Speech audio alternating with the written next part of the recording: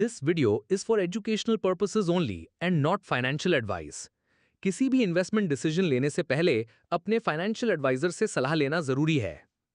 नमस्ते दोस्तों, मैं हूं विक्रम और आप देख रहे हैं मार्केट टॉक्स विद विक्रम, जहां बात होती है पैसों की मगर समझदारी के साथ। आज हम देखेंगे मार्केट सेंटिमेंट, एफआईआईज डीआईआईज की पोजिशनिंग, करेंसी का मोड, अर्निंग्स एक्शन और आज के लिए की technical levels. Market global pressure में है, डोमेस्टिक अनसर्टेनिटी भी है, लेकिन क्या इस वोलेटिलिटी के बीच कोई अपॉर्चुनिटी है? आज के एनालिसिस में सब कुछ कवर करेंगे। अगर आप स्टॉक मार्केट में नए हैं या अभी भी कंफ्यूज्ड हैं कि शुरुआत कहां से करें, तो मेरी special learn stock market zero to hero series जरूर देखें। लिंक डिस्क्रिप्शन में दिया गया है। बिगिनर्स के लिए यह सीरीज बहुत ही यूजफुल साबित होगी। और अगर आप नए व्यूअर हैं तो चैनल को सब्सक्राइब करना मत भूलना।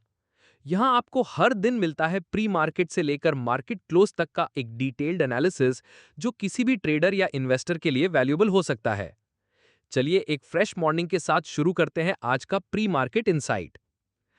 आज गिफ्ट निफ्टी ने पॉजिटिव मोमेंटम दिखाया है और 24,619 के लेवल पर ट्रेड कर रहा है, जो कि 116 पॉइंट्स या 0.47% का इजाफा है।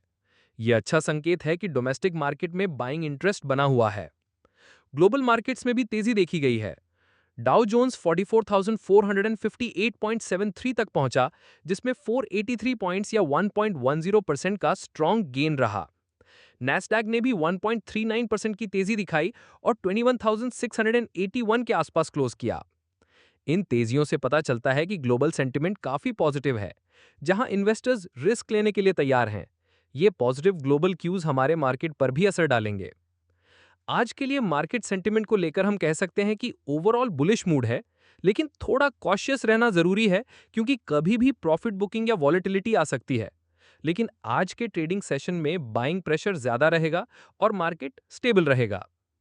अगर एफआईआई डीआईआई एक्टिविटी की बात करें तो कल एफआईआई ने कैश मार्केट में नेट सेलिंग की है और उन्होंने लगभग 3,398.80 करोड़ रुपए के शेयर्स बेचे हैं। ये इस बात का संकेत है कि फॉरेन इंस्टीट्यूशनल इन्वेस्टर्स थोड़ा कॉशियस मूड में हैं और अपनी होल्डिंग्स में से कुछ हिस्सा निकाल रहे हैं। वहीं डोमेस्टिक इंस्टीट्यूशनल इन्वेस्टर्स यानी डीआईआई ने नेट बाइंग दिखाई है और 3,507.93 करोड़ रुपए के शेयर्स खरीदे हैं। इससे ये पता चलता है कि लोकल इन्वेस्टर्स मार्केट में भरोसा रखते हुए एक्टिवली इन्वेस्टमेंट कर रहे हैं। एफआईआई की सेलिंग और डीआईआई की बाइंग का ये कॉम्बिनेशन मार्केट में थोड़ी वॉलेटिलिटी और बैलेंस्ड सेंटिमेंट को दर्शाता है। यह भी बताता है कि मार्केट में लॉन्ग टर्म इन्वेस्टर्स कॉन्फिडेंस के साथ मौके को पकड़ रहे हैं, जबकि शॉर्ट टर्म में प्रॉफिट बुकिंग हो सकती है। आज के मार्केट सेंटिमेंट पर कुछ ग्लोबल और डोमेस्टिक न्यूज का असर देखने को मिल सकता है। सबसे पहले बात करते हैं ग्लोबल अपडेट्स की। यूएस में जुलाई का इन्फ्लेशन रिपोर्ट आया है, जिसमें कोर सीपीआई 3.1% तक पहुंच गया है, जो कि पिछले महीने के 2.9% से ज्यादा है। इससे फेडरल रिजर्व के रेट कट प्लान्स पर असर पड़ सकता है, जो इन्वेस्टर्स के लिए थोड़ा कॉशियस सिग्नल है। साथ ही यूएस प्रेसिडेंट डोनाल्ड ट्रंप ने इंडिया पर 50% तक के टैरिफ्स लगाए हैं, जो हमारे एक्सपोर्ट्स को प्रभावित कर सकते हैं और इस वजह से भी मार्केट में अनसर्टेनिटी बनी हुई है। चाइना ने अपने लिथियम माइनिंग ऑपरेशंस पर रिस्ट्रिक्शंस लगाई हैं, जिसका असर ग्लोबल बैटरी सप्लाई चेन पर पड़ सकता है। यह भी मार्केट सेंटिमेंट को प्रभावित कर रहा है। अब बात करते हैं डोमेस्टिक मार्केट की। यूएस टैरिफ्स की वजह से इंडियन एमएसएमईज फाइनेंशियल स्ट्रेस में हैं। इंडियन लेंडर्स इस सिचुएशन को समझकर रिलीफ मेजर्स पर काम कर रहे हैं, ताकि बिजनेस को सपोर्ट दिया जा सके। कल सेंसेक्स में 368 पॉइंट्स की गिरावट देखने को मिली और निफ्टी 24,487 के आसपास क्लोज हुआ, जिसमें फाइनेंशियल और एफएमसीजी सेक्टर्स में प्रॉफिट बुकिंग का बड़ा योगदान रहा। इन सब फैक्टर्स को देखते हुए आज मार्केट में कॉशन का महसूस हो रहा है।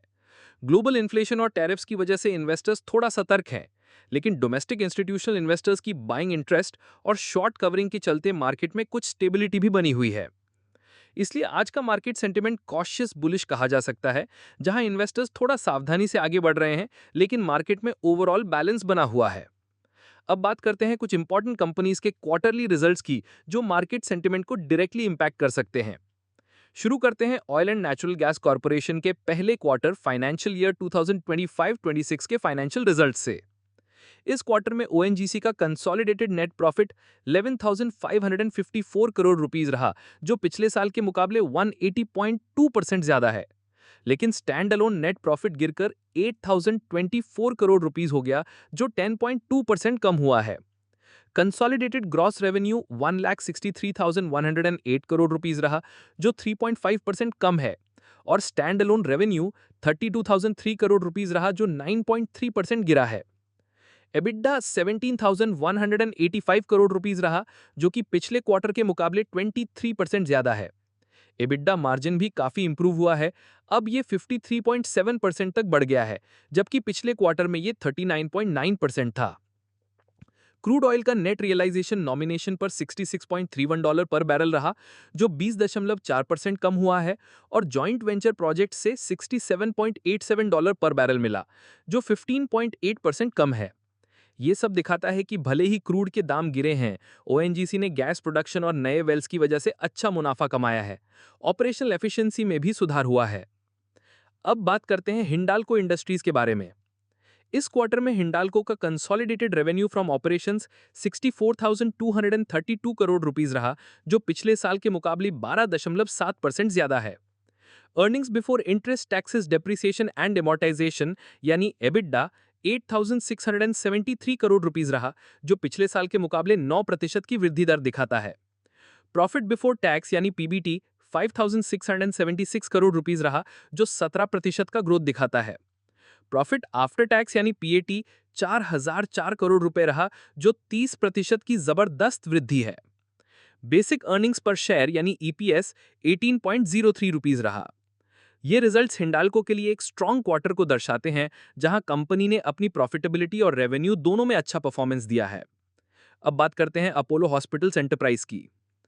इस क्वार्टर में कंपनी का consolidated net profit 433 crore rupees रहा, जो पिछले साल के मुकाबले 42% ज्यादा है। Revenue from operations 5,484 crore rupees रहा, जो 15% की वृद्धि दर दिखाता है। Earnings before interest, taxes, depreciation and amortisation यानी एबिडा 852 करोड़ रुपीस रहा, जो पिछले साल के मुकाबले 26% ज्यादा है। एबिडा मार्जिन 14.6% रहा, जो पिछले साल के 13.3% के मुकाबले 130 बेसिस पॉइंट्स का सुधार है। बेसिक अर्निंग्स पर शेयर यानी ईपीएस 18.03 रुपीस रहा। ये रिजल्ट्स अपोलो हॉस्पिटल्स के लिए एक मजबूत क्वार्टर को दर्शाते हैं, जहां कंपनी ने अपनी प्रॉफिटेबिलिटी और रेवेन्यू दोनों में अच्छा परफॉर्मेंस दिया है। अब देखते हैं भारत डायनामिक्स का रिजल्ट। इस क्वार्टर में कंपनी का नेट प्रॉफिट 18.34 करोड़ रुपीस रहा, जो पिछले साल के मुकाबले 154.37% ज्यादा है। Revenue from operations 247.92 crore rupees रहा, जो पिछले साल के इसी क्वार्टर के मुकाबले 29.7% का वृद्धि दर दिखाता है। एबिडा यानी earnings before interest, taxes, depreciation and amortisation में कंपनी ने 45.4 करोड़ रुपीस का लॉस रिपोर्ट किया, जो पिछले साल के लॉस के मुकाबला बेहतर है। टोटल एक्सपेंसेस 311.65 करोड़ रुपीस रहे। ये रिजल्ट्स भारत डायनामिक्स के लिए एक सुधार की तरफ इशारा है, जहां कंपनी ने अपने लॉसेस को कम करते हुए अच्छा प्रॉफिट भी कमाया है। अब बात करते हैं नेशनल सिक्योरिटीज डिपॉजिटरी लिमिटेड की। इस क्वार्टर में कंपनी का नेट प्रॉफिट 89.63 करोड़ रुपीस रहा, जो पिछले साल के 77.82 करोड़ रुपीस के मुकाबले 15.16% ज्यादा है। Revenue from operations 312 crore rupees रहा, जो पिछले साल के 337 करोड़ रुपीस से 7.5% कम है। अर्निंग्स पर शेयर यानी ईपीएस 4.48 रुपीस रहा। टोटल एक्सपेंसेस 228 करोड़ रुपीस रहे, जो पिछले साल के 265 करोड़ रुपीस से 14% कम है। Earnings before interest, taxes, depreciation and amortisation यानी एबिडा 115 करोड़ रुपीस रहा, जो पिछले साल के 91 करोड़ रुपीस से 27% ज्यादा है। कंपनी का डीमैट अकाउंट मार्केट शेयर 15.5% रहा, जो पिछले साल के 9.4% से काफी बेहतर है। टोटल डीमैट अकाउंट्स 4 करोड़ से ज्यादा हैं, जो कंपनी की मजबूत पोजीशन को दिखाता है। ये रिजल्ट्स एनएसडीएल के लिए एक स्ट्रॉन्ग क्वार्टर को दर्शाते हैं, जहां कंपनी ने अपनी प्रॉफिटेबिलिटी और मार्केट पोजीशन दोनों में सुधार किया है। अब देखते हैं जाइडस लाइफ साइंसेज की ओर। इस क्वार्टर में कंपनी का revenue from operation 6,573.7 crore rupees रहा, जो पिछले साल के 6,207.5 करोड़ रुपीस के मुकाबले 5.9% ज्यादा है। नेट प्रॉफिट 1,466.8 करोड़ रुपीस रहा, जो पिछले साल के 1,419.9 करोड़ रुपीस से 3.3% ज्यादा है। Earnings before interest taxes depreciation and amortisation यानी एबिडा 2088.5 करोड़ रुपीस रहा, जो पिछले साल के 2084 करोड़ रुपीस के बराबर है। एबिडा मार्जिन 31.8% रहा, जो पिछले साल के 33.6% से थोड़ा कम है। ये रिजल्ट्स जाइडस लाइफ साइंसेज के लिए एक स्टेबल क्वार्टर को दर्शाते हैं, जहां कंपनी ने अपनी ग्रोथ और प्रॉफिटेबिलिटी मेंटेन की है। अब बात करते हैं एफएसएन ई कॉमर्स वेंचर्स लिमिटेड यानी नायका की। इस क्वार्टर में कंपनी का consolidated net profit 24.47 crore rupees रहा, जो पिछले साल के 13.64 करोड़ रुपीस के मुकाबले 79.4% ज्यादा है। Revenue from operations 2154.94 crore rupees रहा, जो पिछले साल के 1746.11 करोड़ रुपीस से 23.4% ज्यादा है। Earnings before interest taxes depreciation and amortisation यानी एबिडा 141 करोड़ रुपीस रहा, जो पिछले साल के 96 करोड़ रुपीस से 46% ज्यादा है। एबिडा मार्जिन 6.5% रहा, जो पिछले साल के 5.5% से बेहतर हुआ है। ये रिजल्ट्स दिखाते हैं कि नायका ने अपने बिजनेस में अच्छा ग्रोथ और प्रॉफिटेबिलिटी अचीव की है। अब आगे बात करते हैं अल्केम लैबोरेटरीज की। इस क्वार्टर में कंपनी का नेट प्रॉफिट 664 करोड़ रुपए रहा, जो पिछले साल के 545 करोड़ रुपए के मुकाबले 22% ज्यादा है। रेवेन्यू फ्रॉम ऑपरेशंस 3,371 करोड़ रुपए रहा, जो पिछले साल के 3,144 करोड़ रुपए से 7% ज्यादा है। Earnings before interest taxes depreciation and amortisation यानी ईबीआईडीए 421 करोड़ रुपए रहा, जो पिछले साल के 347 करोड़ रुपए से 21.4% ज्यादा है। ईबीआईडीए मार्जिन 12.5% रहा, जो पिछले साल के 12.5% के बराबर है। Research and development expenses 118 crore रुपए रहे, जो टोटल रेवेन्यू का 3.5% है। ये रिजल्ट्स अल्केम लैबोरेटरीज के लिए एक मजबूत शुरुआत है, जहां कंपनी ने अपनी प्रॉफिटेबिलिटी और रेवेन्यू दोनों में अच्छा सुधार दिखाया है। अब बात करते हैं Jindal steel and power limited के बारे में। इस क्वार्टर में कंपनी का नेट प्रॉफिट 1,494 करोड़ रुपए रहा, जो पिछले साल के 1,337 करोड़ रुपए के मुकाबले 11.5% ज्यादा है। रेवेन्यू फ्रॉम ऑपरेशंस 12,294 करोड़ रुपए रहा, जो पिछले साल के 6,377 करोड़ रुपए से 92.8% ज्यादा है। Earnings before interest taxes depreciation and amortisation यानी ईबीआईडीए 3,005 करोड़ रुपए रहा, जो पिछले साल के 2,270 करोड़ रुपए से 32% ज्यादा है। ईबीआईडीए मार्जिन 24.4% रहा, जो पिछले साल के 17.2% से बेहतर है। ये रिजल्ट्स दिखाते हैं कि जिंदल स्टील एंड पावर ने अपनी प्रॉफिटेबिलिटी और रेवेन्यू दोनों में अच्छा सुधार किया है, जो कंपनी के लिए एक मजबूत शुरुआत है। अब देखते हैं हिंदुस्तान एरोनॉटिक्स लिमिटेड यानी एचएएल के रिजल्ट की ओर। इस क्वार्टर में कंपनी का कंसोलिडेटेड नेट प्रॉफिट 1,383.77 करोड़ रुपए रहा, जो पिछले साल के 1,337.14 करोड़ रुपए के मुकाबले 3.7% कम है। रेवेन्यू फ्रॉम ऑपरेशंस 4,819.01 करोड़ रुपए रहा, जो पिछले साल के 4,347.50 करोड़ रुपए से 10.8% ज्यादा है। Earnings before interest taxes depreciation and amortisation यानी ईबीआईडीए 1,284 करोड़ रुपए रहा, जो पिछले साल के 994 करोड़ रुपए से 29.2% ज्यादा है। ईबीआईडीए मार्जिन 26.7% रहा, जो पिछले साल के 22.4% से बेहतर है। प्रॉफिट बिफोर टैक्स 1,847.96 करोड़ रुपए रहा, जो पिछले साल के 1,582.17 करोड़ रुपए से 16.8% ज्यादा है। ये रिजल्ट्स दिखाते हैं कि एचएएल ने अपने ऑपरेशंस में अच्छा सुधार किया है, जहां रेवेन्यू और प्रॉफिटेबिलिटी दोनों में ग्रोथ हुई है। हालांकि नेट प्रॉफिट में थोड़ी सी गिरावट दिखी गई है। आगे एनएचपीसी लिमिटेड। इस क्वार्टर में कंपनी का नेट प्रॉफिट 1,131.16 करोड़ रुपए रहा, जो पिछले साल के 1,101.63 करोड़ रुपए के मुकाबले 3% ज्यादा है। टोटल इनकम 3,442.76 करोड़ रुपए हुई, जो पिछले साल के 3,037.92 करोड़ रुपए से 13% ज्यादा है। Earnings before interest taxes depreciation and amortisation यानी ईबीआईडीए 1,801.51 करोड़ रुपए रहा, जो पिछले साल के 1,609.47 करोड़ रुपए से 12% ज्यादा है। ईबीआईडीए मार्जिन 56.1% रहा, जो पिछले साल के 59.60% से थोड़ा कम है। ये रिजल्ट्स दिखाते हैं कि एनएचपीसी ने अपनी ऑपरेशनल परफॉर्मेंस को मजबूत बनाया है और अपने रेवेन्यू और प्रॉफिटेबिलिटी में अच्छी ग्रोथ की है, हालांकि मार्जिन में थोड़ी सी गिरावट देखी गई है। अब देखते हैं एनएमडीसी की ओर। इस क्वार्टर में कंपनी का नेट प्रॉफिट 1,969 करोड़ रुपए रहा, जो पिछले साल के 1,984 करोड़ रुपए के मुकाबले लगभग सेम है। रेवेन्यू फ्रॉम ऑपरेशन 6,634 करोड़ रुपए हुआ, जो पिछले साल के 5,378 करोड़ रुपए से 23% ज्यादा है। Earnings before interest taxes depreciation and amortisation यानी ईबीआईडीए 2,777 करोड़ रुपए रहा, जो पिछले साल के 2,051 करोड़ रुपए से 2% ज्यादा है। ईबीआईडीए मार्जिन 41.9% रहा, जो पिछले साल के 38.1% से बेहतर है। प्रॉफिट बिफोर टैक्स 2,644 करोड़ रुपए रहा, जो पिछले साल के 2,628 करोड़ रुपए से 1% ज्यादा है। ये रिजल्ट्स दिखाते हैं कि एनएमडीसी ने अपनी ऑपरेशनल परफॉर्मेंस को मजबूत बनाया है और अपने रेवेन्यू और प्रॉफिटेबिलिटी में अच्छी ग्रोथ की है। अब बात करते हैं ऑयल इंडिया की। इस क्वार्टर में कंपनी का नेट प्रॉफिट 1,896.42 करोड़ रुपए रहा, जो पिछले साल के 1,885.78 करोड़ रुपए के मुकाबले लगभग सेम है। रेवेन्यू फ्रॉम ऑपरेशंस 8,749.94 करोड़ रुपए हुआ, जो पिछले साल के 9,350.89 करोड़ रुपए से 6.4% कम है।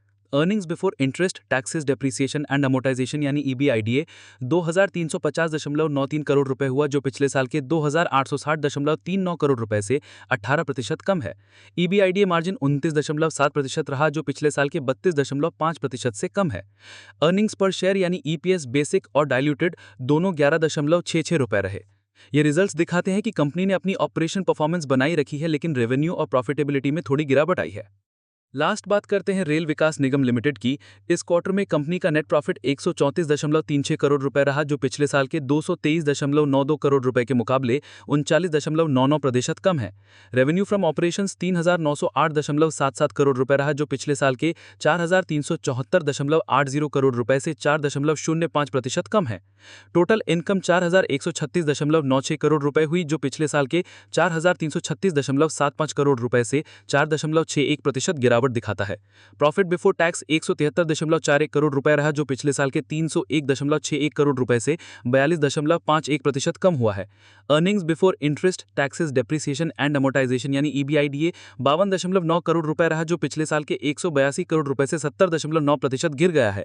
ईबीआईडीए मार्जिन 1.4% रहा, जो पिछले साल के 4.5% से कम है। ये रिजल्ट्स दिखाते हैं कि कंपनी को इस क्वार्टर में फाइनेंशियल चैलेंजेस का सामना करना पड़ा है, जिसमें प्रॉफिटेबिलिटी और ऑपरेशनल परफॉर्मेंस दोनों पर प्रभाव पड़ा है। अब आज के लिए निफ्टी 50 के इंपॉर्टेंट सपोर्ट और रेजिस्टेंस जोन्स की बात करते हैं। कल निफ्टी 50 का क्लोजिंग प्राइस 24,480 रुपए रहा। सबसे पहला इंपॉर्टेंट सपोर्ट 24,450 रुपए है। अगर इंडेक्स इस लेवल के नीचे गिरता है तो अगला स्ट्रॉन्ग सपोर्ट 24,200 के आसपास मिलेगा। रेजिस्टेंस की तरफ देखा जाए तो तुरंत रुकावट 24,660 से 24,700 के बीच है। अगर निफ्टी 24,700 के ऊपर अच्छे वॉल्यूम के साथ ब्रेकआउट करता है तो ये 25,000 तक की रैली का सिग्नल बन सकता है। वहीं अगर 24,450 का सपोर्ट टूट जाता है तो मार्केट नीचे 24,200 तक जा सकता है। इसीलिए इन की लेवल्स पर नजर रखना बहुत जरूरी है और बिना मार्केट कंफर्मेशन के जल्दी कोई डिसीजन लेना रिस्की भरा हो सकता है। आज के लिए स्टॉक मार्केट में कुछ इंपॉर्टेंट स्टॉक्स पर नजर बनाए रखना चाहिए। ओएनजीसी ने स्ट्रॉन्ग क्वार्टरली प्रॉफिट दिया है, ऑपरेशनल एफिशिएंसी अच्छी हुई है, इसीलिए इसमें बाइंग इंटरेस्ट हो सकता है। हिंडाल्को का परफॉर्मेंस भी मजबूत रहा है, रेवेन्यू और प्रॉफिट दोनों बढ़े हैं। अपोलो हॉस्पिटल्स ने भी अपनी प्रॉफिटेबिलिटी इंप्रूव की है, हेल्थ केयर सेक्टर में पॉजिटिव मोमेंटम बना हुआ है। नाइका के क्वार्टरली रिजल्ट्स इंप्रेसिव हैं, ग्रोथ और प्रॉफिटेबिलिटी दोनों बढ़े हैं। रिटेल सेक्टर में इसका इंपैक्ट देखा जा सकता है। जिंदल स्टील एंड पावर ने अपनी रेवेन्यू में जबरदस्त ग्रोथ दिखाई है, स्टील सेक्टर में ये स्टॉक वॉच करना चाहिए। एनएचपीसी और एनएमडीसी ने स्टेबल रिजल्ट्स दिए हैं, ये स्टॉक्स डिफेंसिव पोजीशनिंग के लिए अच्छे रहेंगे। रेल विकास निगम का क्वार्टर थोड़ा वीक रहा है, पर रिकवरी के चांसेस हो सकते हैं। समरी मार्केट का सेंटिमेंट कॉशियसली बुलिश है। ग्लोबल मार्केट्स जैसे डाउ जोन्स और नैस्डैक में पॉजिटिव सिग्नल्स हैं। डोमेस्टिक मार्केट में डीआईआईज बाइंग कर रहे हैं, जबकि एफआईआई सेल कर रहे हैं। की कंसर्न्स में यूएस इन्फ्लेशन, इंडिया पर लगाए गए टैरिफ्स और चाइना की लिथियम माइनिंग रिस्ट्रिक्शंस हैं, जो ग्लोबल सप्लाई चेन्स को अफेक्ट कर रही हैं।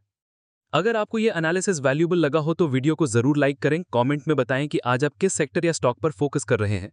और अगर अब तक चैनल सब्सक्राइब नहीं किया तो अभी करें, क्योंकि यहाँ डेली प्री मार्केट एनालिसिस से मार्केट क्लोजिंग एनालिसिस की अपडेट मिलती है। और बिगिनर्स के लिए मेरी learn stock market zero to hero playlist भी डिस्क्रिप्शन में अवेलेबल है। मिलते हैं मार्केट क्लोजिंग एनालिसिस अपडेट के साथ। Safe trading, smart investment. जय हिंद। This video